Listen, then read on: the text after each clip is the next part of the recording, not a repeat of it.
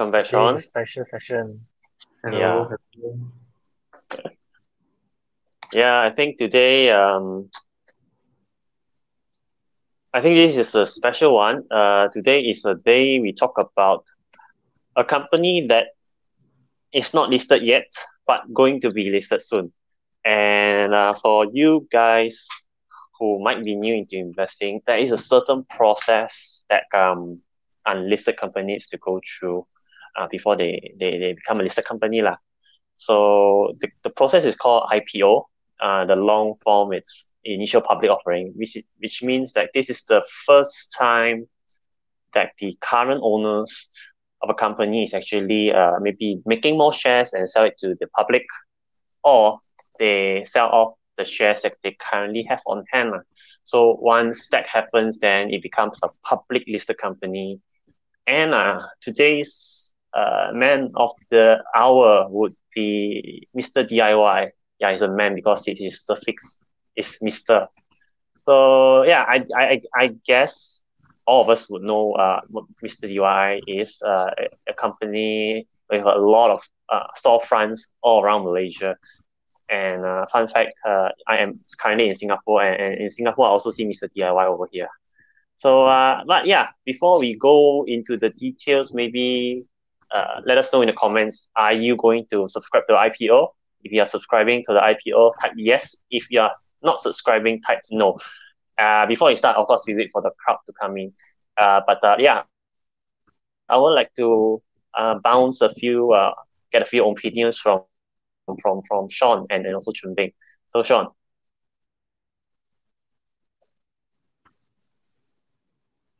I think he. Yeah, Japan, you are stuck.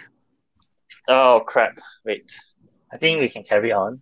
Yeah, I think it should be. Okay. Yeah. So yeah, I was asking just now, what are your guys' initial response about a company like Mr. DIY? I think today is our first time talk about an IPO stock. So instead of sharing what is the current performance,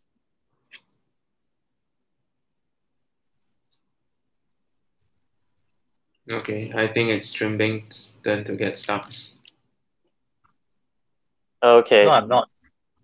I think Japan, you carry on.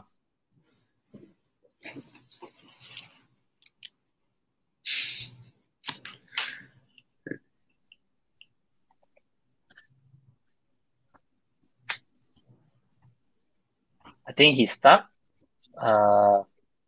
Today is the first time we talk about this. Let me do some.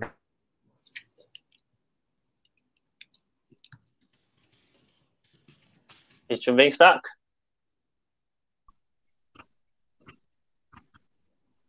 I think like whoever talks then gets stuck today, it seems. Hopefully, Mr. DIY goes to get the IPO is not the one getting stuck coming when they are listing day. But yeah. If you guys didn't catch what I thought said just now, basically companies to go through basic process called IPO. They sell their current shares or they make more shares and then they sell it to the public. And that is when the company becomes listed. So as of now, this period starting of October until the end October until 26th now it's the IPO stage. Basically, if you're interested to subscribe to the IPO, you can talk to your brokerage, you can talk to your bankers, and yeah, you just fill in a form and give the particular information, and then they go through a process. And at the end of the day, before the company gets listed, you will know whether you get the IPO or not lah. And the IPO share, we'll talk about more about that later. But maybe Sean, any comments you want to give on a company like Mr. DIY? Yeah, the thing has been around for a long time, or a couple of years now. Myself, I go to Mr. DIY quite often to get all these cheap stuff, from paint brushes to brooms and everything. So yeah, it's sort of my go-to place now for all these small household items. Yeah. What about Chunbing? Do you get your stuffs from Mr. DIY as well? Yeah, of course. I think we kind of sorting out all these connection issue. I think we can jump straight into it. I believe historic DIY should be the same level like Speedmart or even Daiso. So they are a household brand. So I don't think we need to talk a lot about the branding. Should be very strong. Unless in the comment there's someone telling us today is the first time I heard of them. I don't think so. I think we can straight away start. All right. I think, as always, this is very important. Particularly important because IPO stocks tend to be very, well receptive. People tend to make more hype, especially for a company like Mr. DIY. So it's just for education purposes. Do not take it as a buy or sell call. What we are just sharing with you is just what we see in the IPO prospectus. Oh, you can agree with us, you cannot agree with us. Because at the end of the day, numbers are numbers. It's how we actually decipher and make sense of it, the rational part of it. So we are going to definitely give our point of view, but it's up to you to eventually buy or sell the shares. So maybe you want to let us know, are you going to subscribe to the IPO? If yes, type yes in the comment, and if no, type no in the comments. Later we'll see how many people are actually going to actually subscribe or not. So I think it doesn't need any additional introduction. This is the famous mascot or famous hammer that you will see quite almost in every shopping mall, and it's quite quite surprised and special as well for a company like Mr. DIY to actually open up stores back then in the shopping malls. Basically, if you are Chinese or even you are from other background as well, this kind of stuffs that Mr. DIY sell, usually you go to the traditional, we call it kedai logam. So there's a place to get your tools, your appliances, even your light bulbs. But this company just managed to improve on it and make the entire condition is air conditioned, and then neat arranging, everything categorized nicely. You can find the things on yourself before rather than relying on the shopkeeper. So doesn't need any long introduction. So maybe we should zoom now deeper and see that actually they do sell a lot of stuff at their premises, just outside from what we usually buy from them. Maybe Junbing, you want to bring us through. Actually, after I see from their website, I only know, wow, they sell a lot of things. Yeah, I think if you are the frequent user of Mr. DIY, you think they almost sell everything. They are like a hardware shop, but not so hardware, because certain specialized product they might not have it, but all the basic one like hammer, nails, or whatnot, they having it. And then also, of course, they extend to cover all the home improvement stuff, including toys or photo frame, anything you can think about it, as long as not food. I mean, not raw food. They are covering the entire markets. Of course, the only thing that they don't have is perishable item like vegetables or fruits. I don't think they cover those.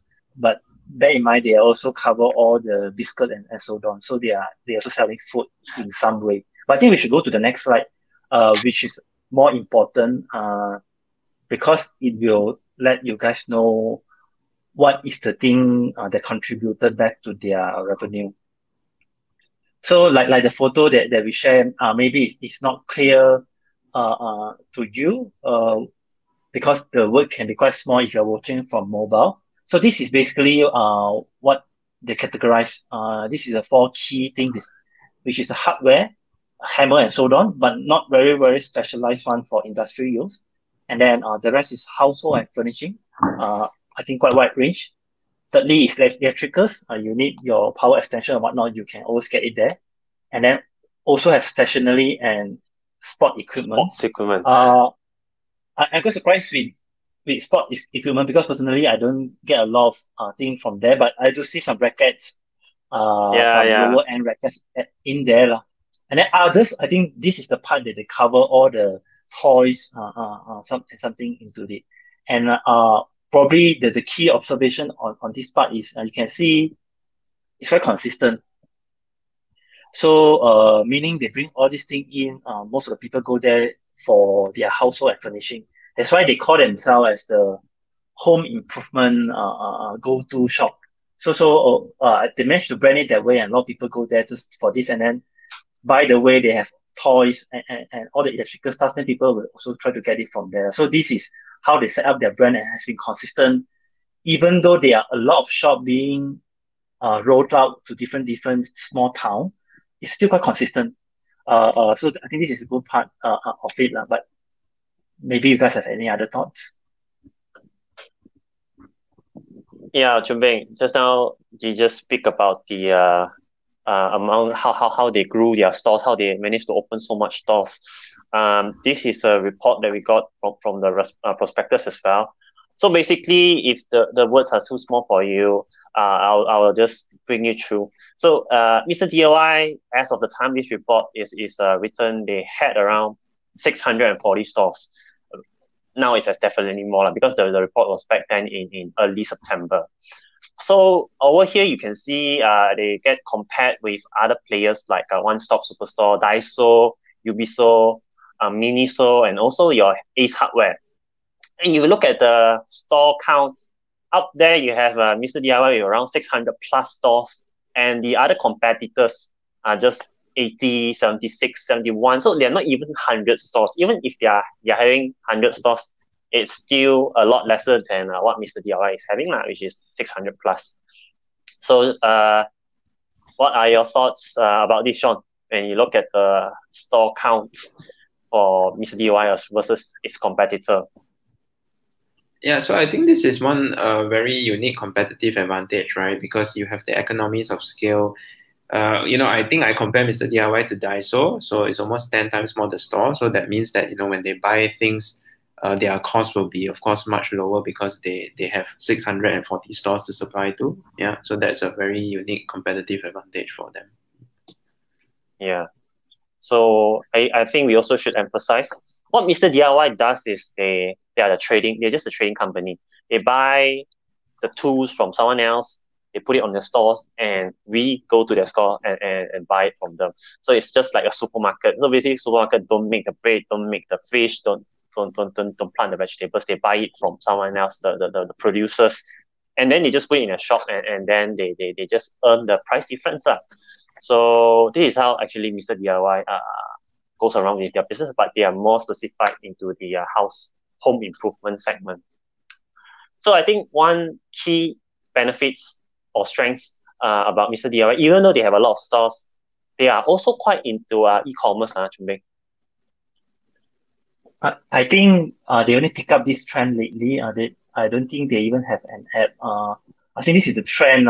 They have no choice to go into all this. I believe they are in Lazada and Shopee as well. I think this is an immediate thing they try to do not after MCO, but of course MCO speed up all this stuff because it could be challenging for them to manage the stock because imagine they already have so many on ground physical store, and then they need to have another warehouse purely to support this e-commerce.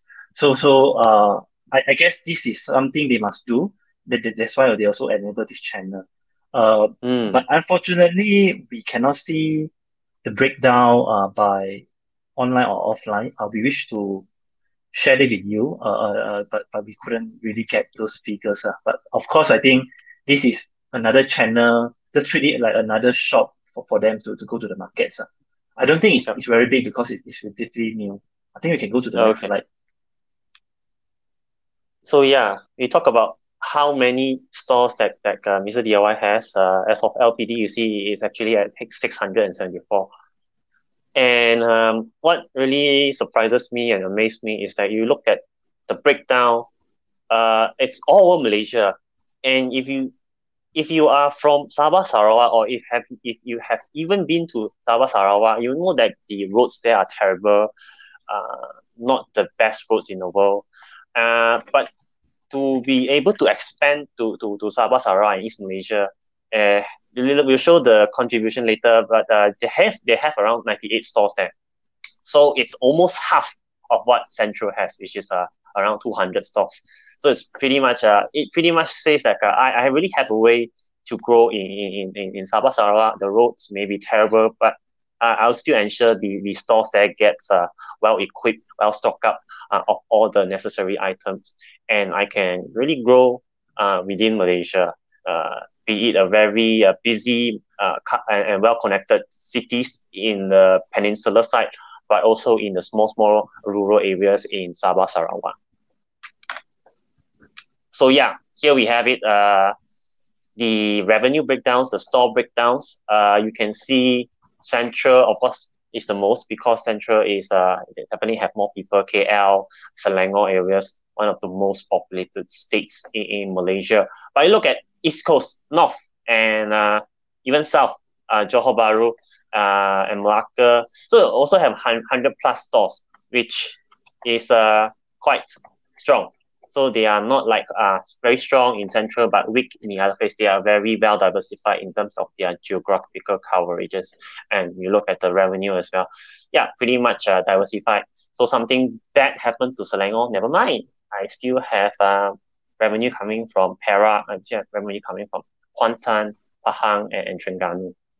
So it's a very good sign that they are well diversified in this kind of situations.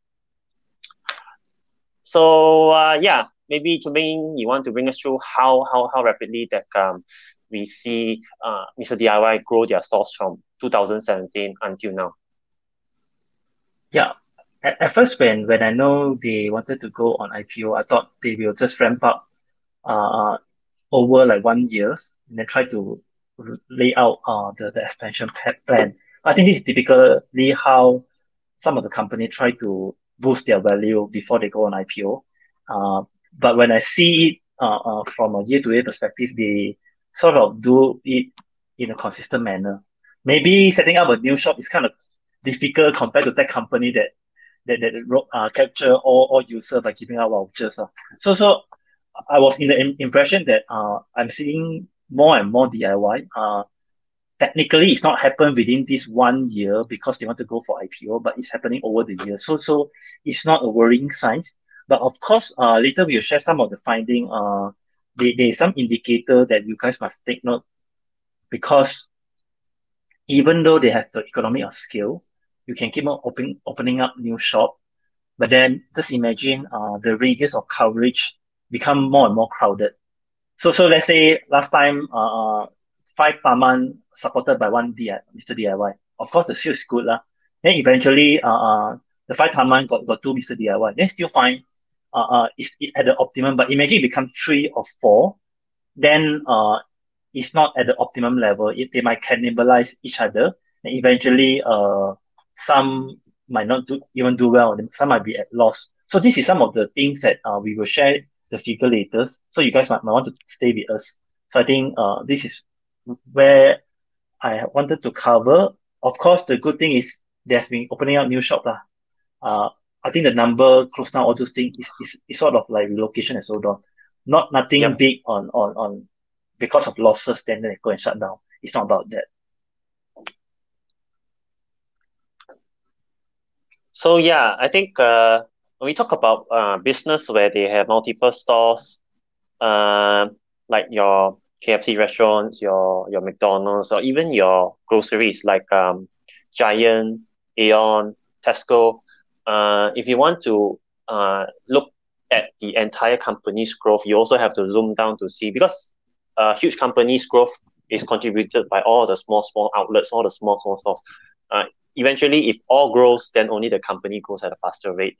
And this is a KPI that they also highlighted, which is called the same store sales growth. So basically, they measure each store respectively individually and see how fast each store is growing. So I think as of just now, what Chun Bing mentioned was that if you open more stores, right? Say for example, if you live in let's say Sri Petaling, and Sri Petaling usually back then only has one Mr. DIY, and then suddenly they open one at Kuchai Lama. So previously you had always been going to the Sri Petaling one, but maybe the one at Kuchai Lama is bigger, it's more comfortable, you find parking easier. So not you just feel the same thing, many people also feel the same thing, and people will just go to the Kuchai Lama outlet, and the one which is at Sri Petaling where you have difficulty to find parking, then it doesn't grow. So it will also pull down the entire KPI of the same store sales growth. And this is where you can detect whether the company is slowing down their growth or not lah. So if you can see here, the same store sales growth has been slowly coming down. 6.5% back in 2017, and then it came down to 4.5%, and it came down to even 1.8% as of 2019. It might seem worrying, but do take note that if you look at the average numbers and also when they actually capture the data, it can cause a little bit of a misrepresentation. Is this one of my concerns? I would say yes, but I would say don't take it too heavily. Eventually, they are going to still open up 300 stores. And of course, now it's also a tough time, which is why you see the same store sales growth in 2020 actually goes down to negative region. But give the company a bit of time more to see actually whether the same store sales growth can actually rebound or not lah. But yeah, just curious on your views, Sean. Does this bother you, or would you disregard this because it's a tough period right now? I mean, if we look from 2017 to 2019, then I think that whatever Chun Bing said comes in play. So, like, you know, in one area, initially, you have one Mr. DIY, but now in one area, you have a couple of it. So I think that's quite well reflected in the same-store sale growth. But the minus 24% in 2020, I believe, is probably due to the COVID-19 and all that. Yeah. But no, I think in particular, same-store sales growth decreasing is maybe a concern for me. Okay. So yeah, next we move on to the company structure.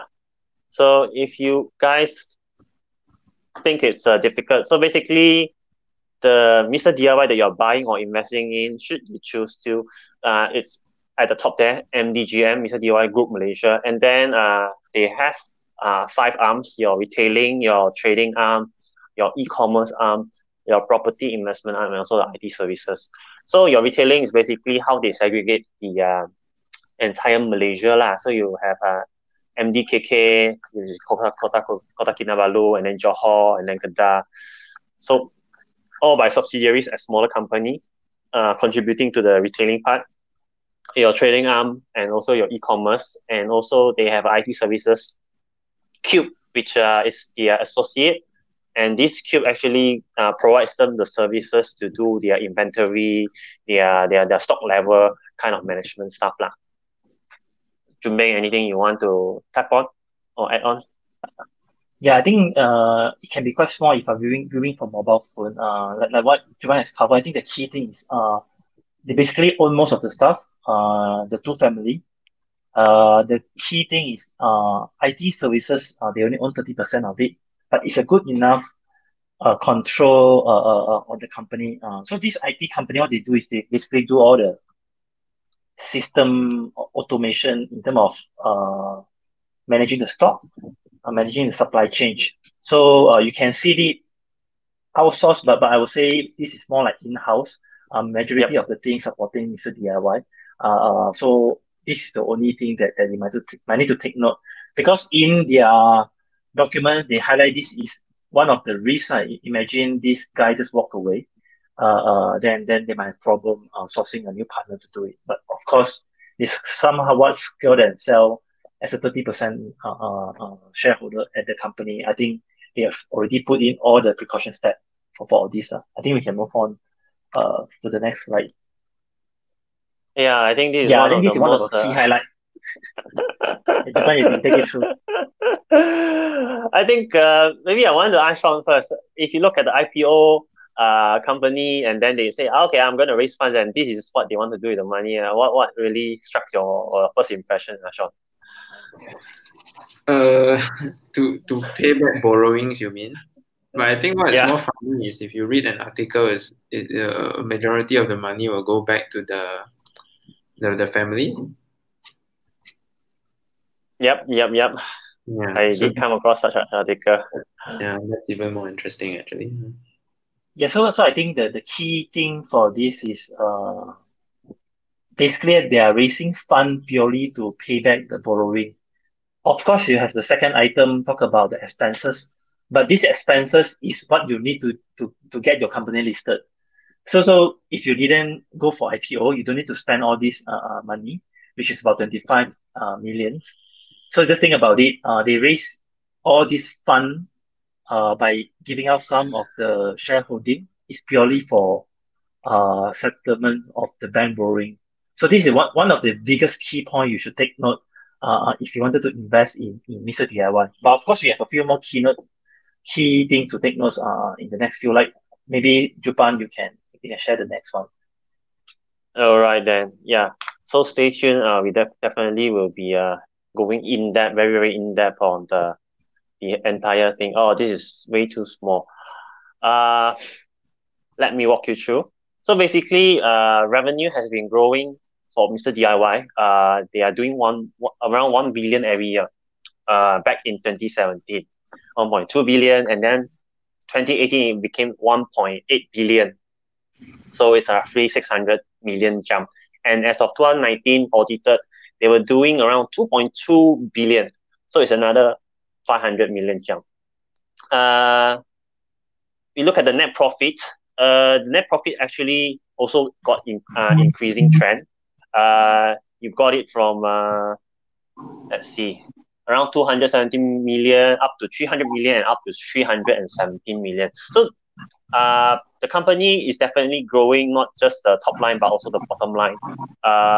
Because when you have more stores, definitely more stores will contribute to more sales, and if you run your store efficiently, you definitely will not run into a situation where you open more stores but more losses.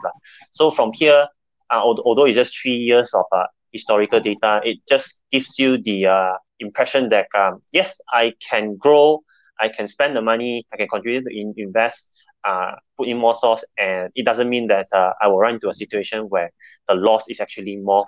And some companies out there, like listed in Malaysia, the more they do, actually the more losses the company make. So at least from that point of view, this company is safe lah. So of course, if nothing is wrong with the income statement, then if you remember just now when we talk about the company raising IPO just to pay off their debts. So when anything talk about liabilities or debts, it will automatically impact your equity because it's just basic mathematics. Assets equals to liabilities plus equities. So if your liabilities goes up, your assets also not much changes. There's something must be happening to your equities. So if you see here, this is a snapshot of their statement of equity. You can look at the 2018, your reserves is actually at around 523 million ringgit. And coming to 2019, it dropped around 200 million. So something has been missing in your reserves. And it's worth to actually take a deeper look. So before we go into why the reserves got decreased, you can also see that the borrowings from 2018, it was just around for 48 million, and coming to 2019, it shot up to 600 million. So the company took on around 500 plus million of debts, and then the debts will be used to do something else. Later we'll talk about it, but it's just a short-term debt. Do keep in mind. You can see here, 47 million go up to 611 million. Then come down here, it became, after 1 year in 2020, it became a current liability already. So if you understand, it's just a very short-term thing. Once it roll over to 2020, under the tenure, it becomes classified as a short-term borrowing and become a short-term current liability already lah. I don't know about you, but Chun Bing, when you see these kind of things, what is your view or what is your comment? No, I think, of course, the first thing I try to do is find out why lah. I think maybe you can go to the next slide. So long story short is suddenly they raise a lot of fund. I don't think it's raise fund. They borrow a lot of money and then they want to go to IPO. So it's kind of tricky. Then we zoom into further. So you can see one of the things is about the dividend payout. Of course, it's before IPO, and this is what happened on 2018, 7. and then if you Yep. scroll down, will be 2018. They has been having something to do. I think you go to the previous slide first. I think as of Okay. 2018, right? They make quite a number of money, let's say 300 plus million. And then, of course, Yep. they take some money out as dividend. I think this one is fair enough because end to end, you make about 300 and then you take out about 113. Fair enough. I mean, it has been growing, and then you are taking some out, cash out from as dividend, and then remaining part you put into expansion. It's kind of fair. Then if you go to the next slide, so this Yep. is the part that I think everyone should take note is uh 2019 they make about 317 Yep. and then what is weird is they are paying out 500 from the earnings from their cash to and declare as dividend back to the shareholder, which majority owned by the family. And of course, they Yep. have some investors, but later we will share the name. Uh, this is the weird part that happens last year. But of course, you also need to be fair. If you check their year-on-year kind of earnings, they are not like cashing out until it become a negative asset. If you accumulate how much they have made over the years, they're just taking out somehow, they choose to take it out before IPO. But of course, it's kind of weird when they take this out and they try to fill the gap with the fund they are trying to raise from public. So you think of it now, I make 300, I take out 500, so they are 200 gap, and then I raise about 200 by giving out some share. So this is a key message. The most important thing that you should consider before you invest in this IPO lah. So I think this is the some of the key finding that you guys should take note. How about you guys? I think we discussed about it yesterday when we noticed it. So we actually changed the topic halfway. I think we already posted we wanted to do full this week. But at mykayaplus, we always like to keep ourselves challenged and show you guys real stuff when it comes to investing. Back then, yesterday night, I just discussed with Zumbing lah. So at first, I see it from an investor point of view. Allow you pay out majority of retained earnings and you deplete your retained earnings, and then you load up with debt because you need debt to run the company, and then only you do IPO, and then you take the IPO and pare down the debt, and the IPO's share capital becomes your company's capital. But Chuming just give me a very good perspective lah. Eventually, from a business owner point of view, he's actually taking what is his. He built the company, right? And if you look at it from a business owner's point of view, he built the company from one store back in 2005 up till today, and he's going to IPO his company end of the month.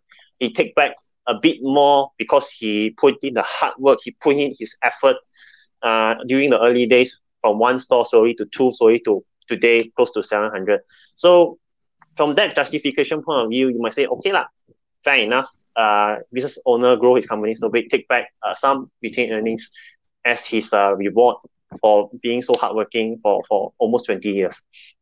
But coming from a retail investor, you say like, wow, you pay yourself so many retained earnings, you cash out as dividends, and then you load out the company debt, and then you only take my capital and pay down the debt. Doesn't seem fair to me. So there will be two sides of it. It doesn't always have to be the negative side. You also have to see from a business owner's point of view as well.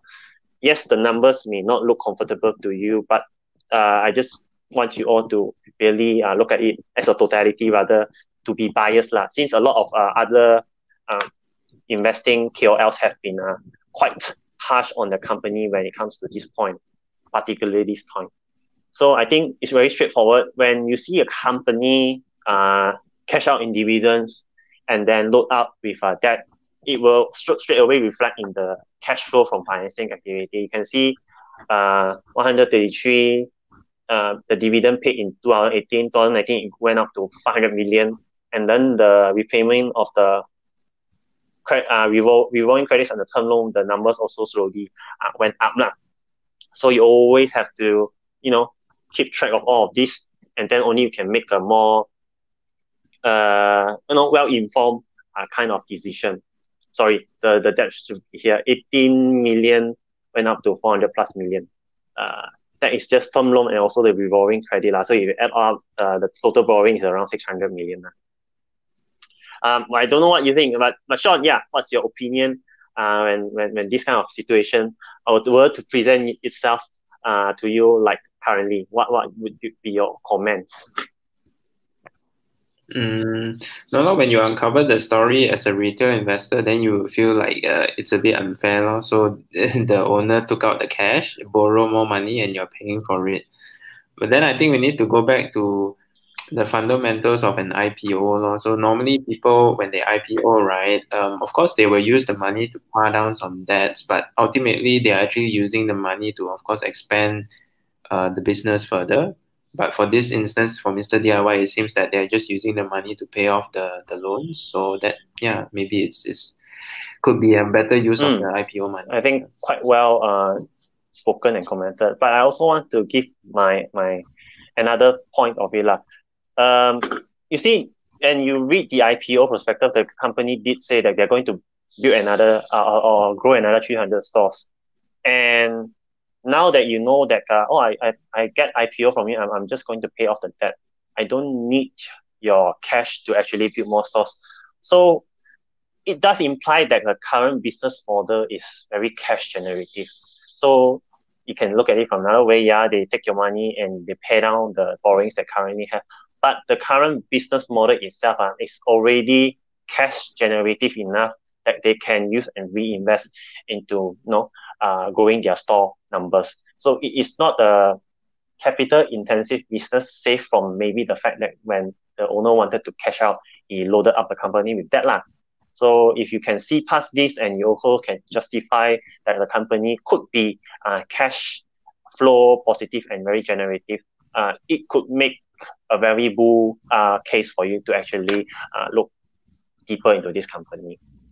So of course, we paint the good points of the company, we paint the not so nice points of the company.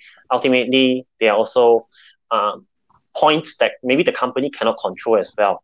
And it is going to be on the risk part. Maybe Chun Bing, you want to take it away from here? Yeah, I think there are a few risks highlighted by the documents. I think they are couples. We only pick up some of the important one, but of course, the first one is by the way for you guys to take note is some of the trademark associated to them are basically not owned by the company, but owned by a company linked to the family members. Of course, the family members is also the owner of it. So I think this is some of the risks when they do the due diligence, they just back it up for them to take note. I don't think it is critical. I think we should go to the next one, which is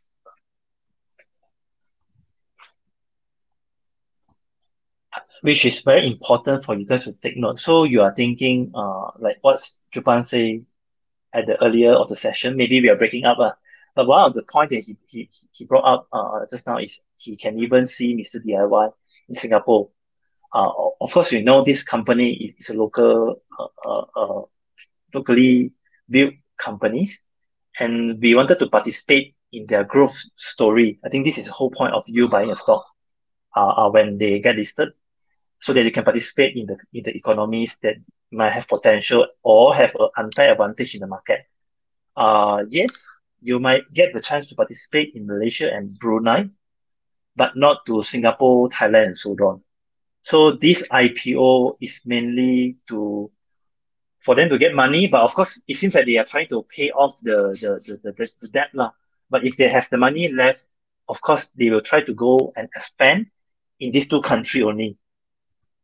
So how it works for the diesel DIY in Singapore, if I'm not mistaken, is on franchise basis, right?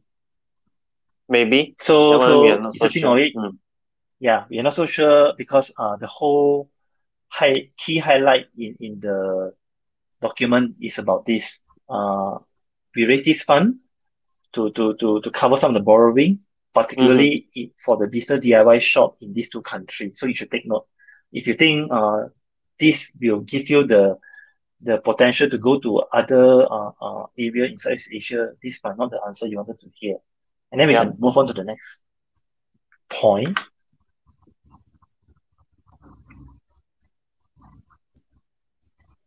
Yes, and then this is the another two things you should take note as well. Of course, I think China being China is the world factory. 70+% of the products that sold in Mr. DIY shop are sourced from China. The rest is from Malaysia and so on, mainly from China. And then those are not branded stuff lah. Basically, they try to enter the low cost market. So they even have the Mr. Dollar. I don't know whether you guys heard of it before, but for me personally, not lah. I only recognize DIY. I didn't heard of Mr. Dollar. So Mr. Dollar is Mm. basically you pay $1 to get the stuff lah. It's like the 1 ringgit shop or 2 ringgit shop. But I'm not aware of this until I read the documents. So all these things can be supported by China, and then which means they are bound to the currency risk because the trading currency is not in Malaysia. And then, of course, typically people will say if you didn't solve the thing locally, you might not have the pricing advantage. But for China case, it's totally different. You need to source from them, only can get the cheapest cost. So this is one of the risks. If China cut off their thing or whatnot, then you cannot move on. Another point is now they have about 7 warehouses to process all their products in their supply chain. Out of the 9, only 2 owned by them. The rest they are renting it. Of course, they have some risk if they cannot renew the contract or whatnot, but in the document, it stated like they have easily 5, 10, or even 15 year in leasing a contract. So it's very, very safe. I don't know why they highlight this, but one thing to take note is all of their factory or warehouses don't have a fire certificate. Maybe Japan, you want to share what does it mean? So yeah, I think because I'm still working at my site, at my company as well, there are also some discussions on fire. So from what I understand is when you run a business, you will have your buildings, properties, plants, whatsoever, right? And maybe it's a new regulation or maybe the existing regulation, but to protect your assets, your hard assets from fire, from all these kinds of uh, uh, things that can happen to them. Usually you need to buy an insurance, right? So, for example, if you have invested in the market for quite some time, you know that factories and warehouses of listed companies go on fire. It's not a new news. Every now and then, every year, you always will hear and look and read that news of some companies, warehouse or factory got a fire, and then they have to claim insurance, and then capacity rent goes down, and how they want to, they have to find out ways to actually still fulfill the sales from their customers, even though the factory or the warehouse got fired. And coming to the main point, if you don't have a fire certificate, which is verified by BOMBA, by the fire extinguisher or fireman, your insurance company basically will not cover or will not honor any insurance payment should a fire happen to your property. Maybe you guys listening, you might have more information or more clarity on this. You can correct me in the comments, but as far I know, it's like that. So you need to get everything in place. So basically, the authorities will give you a letter of checklists and requirements, and you need to pass everything and then get audited. Then only you get presented with your fire cert, and then with your fire cert, only your insurance company will say, okay, at least you did your precaution, you ensure the company is safe from any fire hazard. And if a fire does happen, okay, fine, you can claim insurance from me. But if you don't have So fire it's kind cert, of then so I think it's kind of funny lah. I don't know why for a big company like them they want to get the fire cert not only to one particular warehouse but to all warehouses. And then when you read this thing, if you're the competitor and you're losing money, you just burn them. I mean, I don't know why this happened, and it's specifically spelled out in the documents. Hmm. So I don't know why, like it's just so funny. It's like hinting people that this factory might go on fire, and then too bad lah. I don't know why, but it's kind of funny, but it's good thing to highlight lah. But I think the key thing is, out of nine, they still own two of the warehouses, and then the rest is on a pretty safe leasing contract in a very long number of years. So it's something to take notes. I think we can move on. I think it's quite funny, but I but don't know why also they they don't want to also fork it did up front. mention they also did mention that they are in the process of getting the fire certificate. Not that they totally don't want to get lah. They say at of the time IPO haven't gotten it. If kena audited whatsoever, they might get the compound. But they said that they are doing all the necessary measures to get the fire certificate in place. So I think maybe this would be the key slides of the night. People would always want to say, okay, company IPO, what is the profit and what is the share price that they are going to IPO on. So automatically, when all this information comes to play, you can find out the valuation of the company. So IPO per share is 1 ringgit and 60 cents. So if you take that and you can calculate the P ratio, because basically we have a net profit, which is around 318 million ringgit as of 2019. You divide it with the share capital, around 6.3 billion shares outstanding, then you get your PE ratio, which is around 31.6 or 32 times PE ratio. Then a lot of people who also didn't calculate is a dividend yield. KayaPlus, we calculate for you. So Mr. DIY has a dividend policy of around 40%. So out of these 318 million, say for example, if they repeat their results in the year 2020 or the year 2021, so under dividend policy, they'll pay out 40% to you lah. So you take 40%, you times the 318 million, and then you divide it with the total outstanding shares, you will get around 5 cents of dividends per share. So take 5 cents divided by 1 ringgit 60 cents. Should you subscribe to the IPO, you get a dividend yield of roughly 1.26%. So I don't know. PE ratio, a lot of people are saying is high. I personally think it's slightly on the high side, and a lot of questions also. So personally, I would want to still watch. Not to say that Mr. DIY cannot grow, but I will want to keep it maybe in the watch list and observe it further after it goes IPO. What's the share price movement like? Can they really build 300 stores in the coming few years? And can they really sustain their same store sales growth? All the other information that we have shared with you lah. That's for me. I don't know about Sean. Sean, what about your thoughts? Normally, when I look at PE ratio, I always mention about the growth rate, right? So I can't remember exactly the revenue growth, but I remember very clearly the same store sales growth is very low single digit. So if you take PE ratio of 31.6 divide by the growth 1. rate, 1.8. So let's say even if you can grow 5% per year, your PE against growth is also about 6 times, which is extremely high. Yeah, I don't know. I always become very conservative when I compare PE ratio to growth. Yeah. Jumbing? I think we have highlighted a few points about this company or this IPO. One thing to take note is nowadays a lot of goring stock. Suddenly there's a price that was shut up and then someone cash out. And we as the retail investor, we got trapped. In Mandarin, they usually say you are trapped at the highest floor of the condo. They say you live in condo, for example. But I don't think As it has a possibility to happen, but less worries you should have because they already cash out. They already tell you, I already cash out. I just want to pay the debt.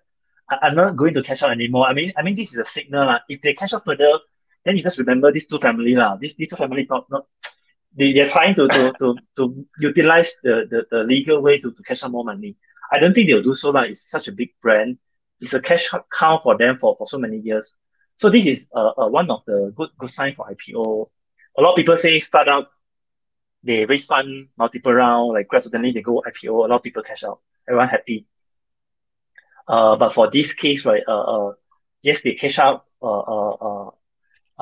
they are trying to cash out, but then how they do it is they cash out upfront, using banks, and then they repay back after that. So it's fine. Yeah.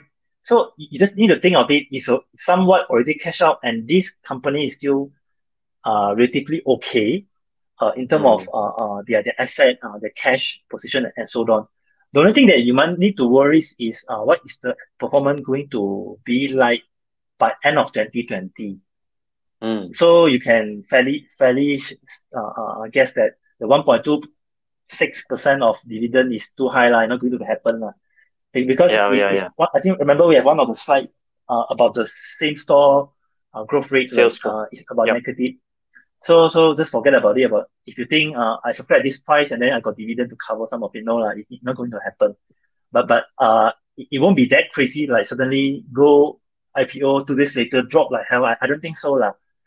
The only reason it will drop like hell is not because of people cash out, but it's more like the valuation Sentiment. is too high lah.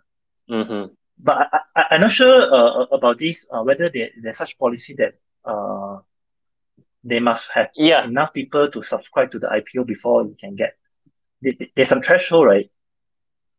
Yes, there will be a threshold, and regarding the cash out, you don't need to be afraid because there's also a clause that protects retail investors. There's a moratorium.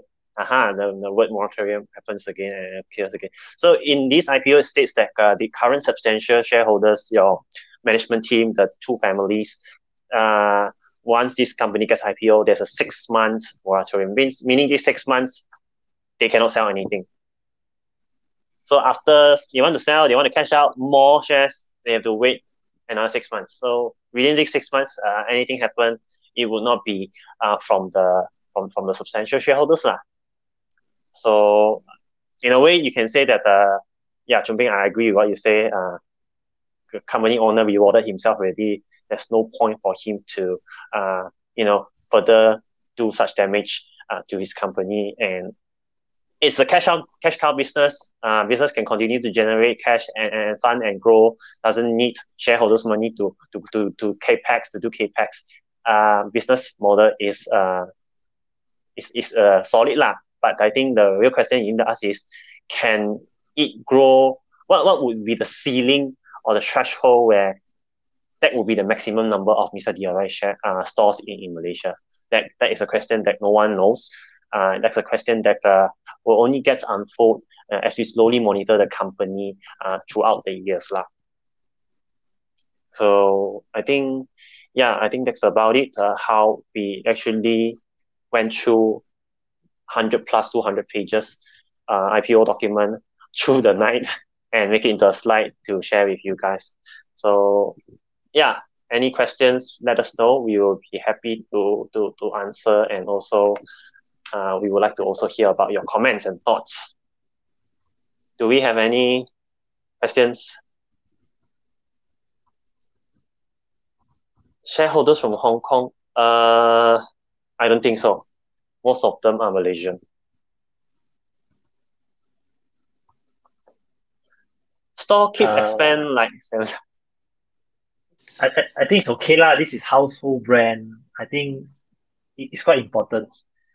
But the problem you should see is whether you hit the ceiling that they cannibalize each other lah. It's like, hey, don't open beside me lah. My sales will drop. I think this is the worrying part lah, which I think sort of hit the optimus already, because the same store sales growth is about 1.8 last year. I think this year will be bad in general. Overvalued. They distributed 500 million dividends. new term loan 400 million, and existing shareholders is selling to the market. I think valuation is in the eye of the beholder. Some people will see it as good, some people see it as bad. On this time, maybe I will agree with you. It's a little bit on the high side, and the paying out dividends to themselves and then raising a new term loan to actually get new IPO subscribers to make up for the borrowings. That's not a nice things from a retail investor point of view lah. But I cannot blame him. It's his business. He wants to cash out for working hard for close to 20 years. I cannot discredit him for rewarding himself lah. So yeah, we can move on to the next question. Any prediction how high the price will reach another day? Rick, if I can predict, I will go and predict Toto or Magnum better, because that one buy already can get me 1 million instead of few 100,000. Yeah, like if you guys are following the hottest news, hottest gossip in Malaysia, maybe you know what to buy next lah, because the 460 ringgit of burger is very famous. I think today got another one. He paid for 666 for another girls that he knows. Yeah. Just, I mean, barely know her. Can try to buy lah. I mean, so, and it happened that the next one will be on Saturday. So it is 46. I think it's a good number lah. Just joking. Traditional brick and mortar business. Wonder their performance during MCO. Yeah, you just now you saw one of the slides. Their same store sales growth during the MCO time was negative. So right. They also mentioned a lot of stores got closed, cannot operate. Definitely a huge hit during the MCO period lah. So we will know definitely when the company got listed, and then when they share their MCO period time of kind of result. But yeah, maybe this traditional brick and mortar business, maybe Sean, do you discredit traditional brick and mortar businesses? No, just now we showed also that they're going online, right? But I don't think we have clarity or transparency on how much of that sales is coming from online. But definitely during MCO, as we've seen, there's minus 24 point something, minus 25% degrowth during the MCO period. So yeah, I think that's quite apparent that maybe their online revenue is not that strong yet. Yeah. Yes, but I think there are a lot of people saying Amazon come out, Walmart will have a lot of trouble because this is the new normal, everyone go online.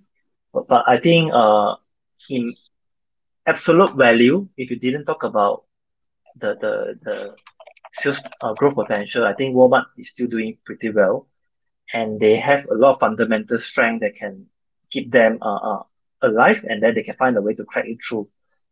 Which I think in China they call this term as new retail.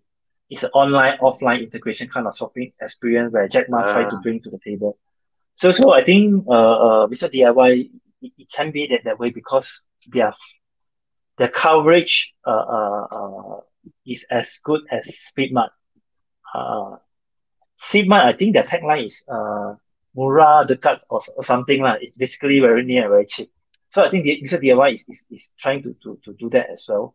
So I think yes, they're traditional to a certain way and got hit badly during MCO, but badly is about 25%. So it's all right, and they already have the e-commerce platform as a backup. Company brand name plus multiple store is their economic work. Multiple stores means economies of scale. So now they have more stores, they can negotiate for better price. Say for example, they buy hammer from their supplier.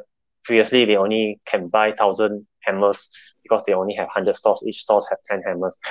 Then slowly they have more stores. Then each stores also get 10 hammers. Then they can negotiate for cheaper price. Company brand name, I'm a bit skeptical on this one.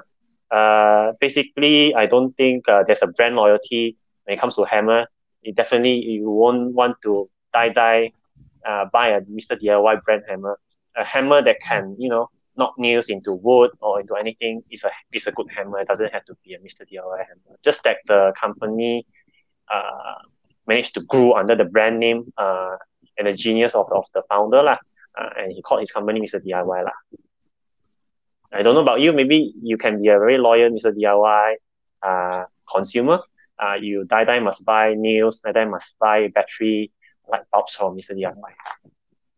No, I think the brand name is important, but the brand name is not what they can use it to protect their margin. The brand name is the one that bring them the traffic, and then when they have traffic, more guy, then the funnel it become more potential. Eventually, you buy something, and you can bring in more of the by the way stuff. Okay, you also can sell sweets, also can sell whatever thing that convenient to the user. So this is the real value behind the brand, because Mr. DIY tell you, I give you the cheap alternative. When you tell people cheap, one cent they also come with you. Things like Apple products, $100 also doesn't matter. So this is not their gameplay. It's for them to bring in more traffic. In my opinion, it's still very important. Suddenly you have another one called Mr. ABC. You won't go there yet, because you don't have confidence, not on the quality. You don't have confidence that you can get the stuff you want. So this is for me it's important, but then not for margin, more for traffic. Yes, Mr. DIY is owned by two families, if not mistaken. So yeah, so basically it's a husband and wife lah. So husband and wife family also expanded to the uncle, aunties, and so on lah. In a way lah. But I think there are some big chunk of the share owned by private equity. Maybe you want to share that? Yes, you want to share that? Okay. So if you guys are interested, it's about 18%. Yeah. Right. So basically, yeah. So basically, when Mr. DIY started out, there are a lot of ways to get money to grow a company. So if you guys are familiar with something called pitching, so pitching is for normal people like us, normal retail investors like us who wants to invest in unlisted companies. So some good examples of companies which has gone on pitching would be like your, Oxwhite. So Oxwhite was on these are private kind of equity funding. And the other way you can raise equity is go to find a very, very rich private equity firm. You pitch your business to them. If they like your business model, they will pump in the money for you. So if you want to have a good example, maybe SoftBank, you can consider them as like a private equity, but a very big one.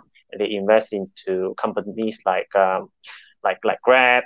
So these are the kind of people they went to get their initial funding when they started to grow.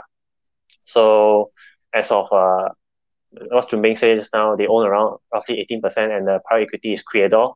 Creador is one of the famous private equity firms, I think, in Malaysia, but they also have other branches as well.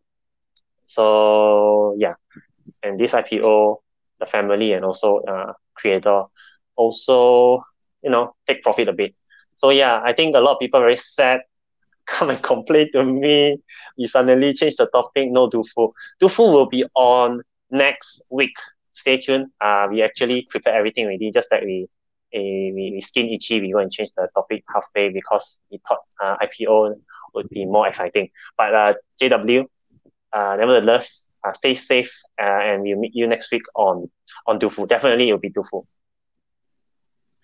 So yes, Mr. Cheng. If I get it, just going to FIFO. So this money game is not my concern, but it's really good to point out on this.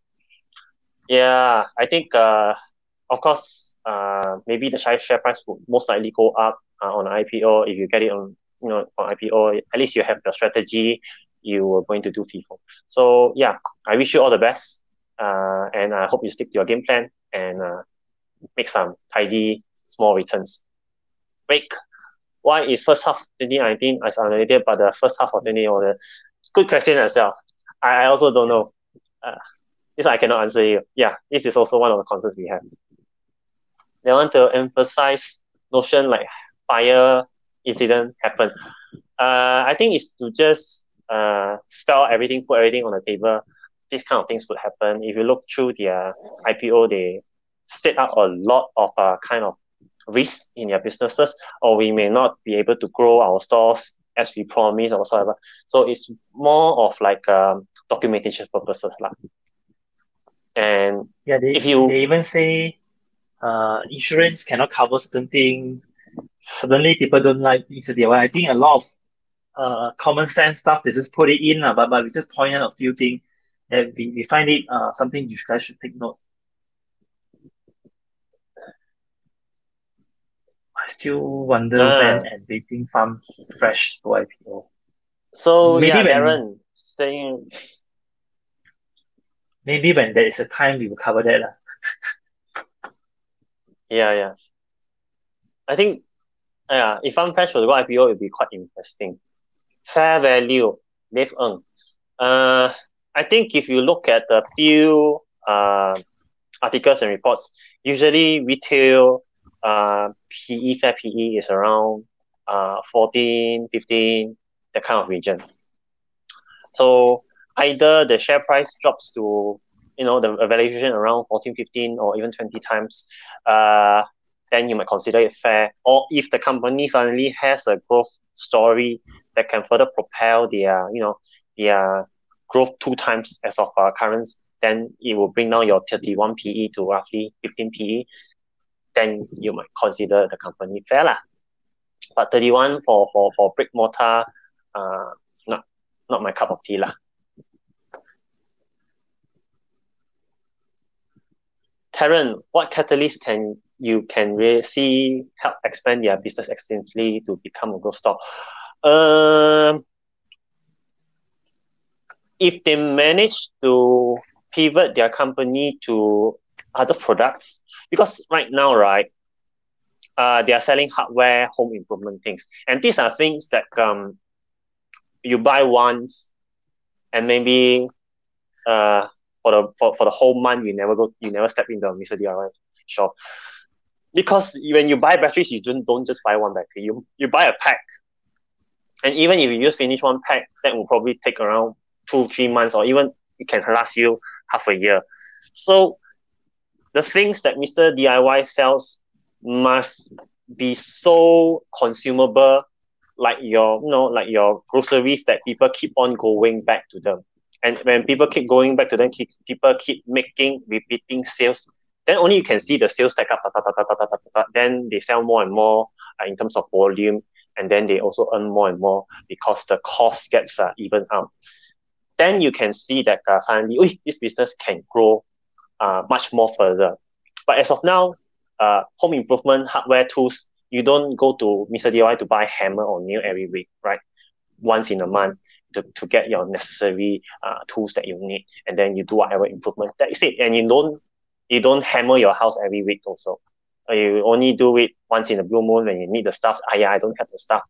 Okay, I'll get it from Mr. DIY. And that is how Mr. DIY earn your money. So how it can go distinctively and extensively is really how they want to change. Because as of now, I don't see how they are having any plan to change rather than to just build in more stores. But yes, if they can change on this part, probably more exciting. And they can't expand overseas today, right? They can, but I think retail investors in Malaysia will not be enjoying the growth story. Basically, Mr. DIY Malaysia Group Holdings perhaps will be just having the subsidiaries within the Malaysia business. Will top institution like ETF buy it? John, would you know? I don't know. Normally they will actually sort of highlight a few days before that which institutional buyer will buy, right? Yeah. I don't think we know that yet. Of course, thank you very much, Joey, for tuning in. We hope it's insightful for you. And do catch us every Thursday, 9 p.m. every week. Got good show for you. So I think Mr. Cheng is also quite familiar with Creator, Mr. Brahma celebrity influencer. OpenSeas. Yeah, I think Creator is one of the very smart investors within Malaysia. They know how to invest in those companies that can grow very, very good, very, very well before the IPO. Of course, there are also other news like some companies under their investment, they also want to IPO them. But so far, Creator is one of the good private equity firms that have been quite smart and shrewd when it comes to investing within the private equity scene. Expand to overseas like in nature. I think they are expanding, just like Singapore revenue, Philippines, Indonesia, and Thailand. It's not part under Malaysia revenue lah. So I think Indonesia is doing that, but Mr. DIY is not doing that. Maybe we never know. Maybe once the company outside Malaysia it gets mature, then they can buy back the company. But the company now is still owned by the family lah. Either through franchising or through substantial shareholder. I think before I go to the next one, I just want to highlight, if you guys are interested to get this slide, you can just check the pin comment, and then as usual, not as usual, we have been quite long, then I'll put this up already. Just leave a contact there, we'll share the video via email. So I'll move on to the next one. Yep. This.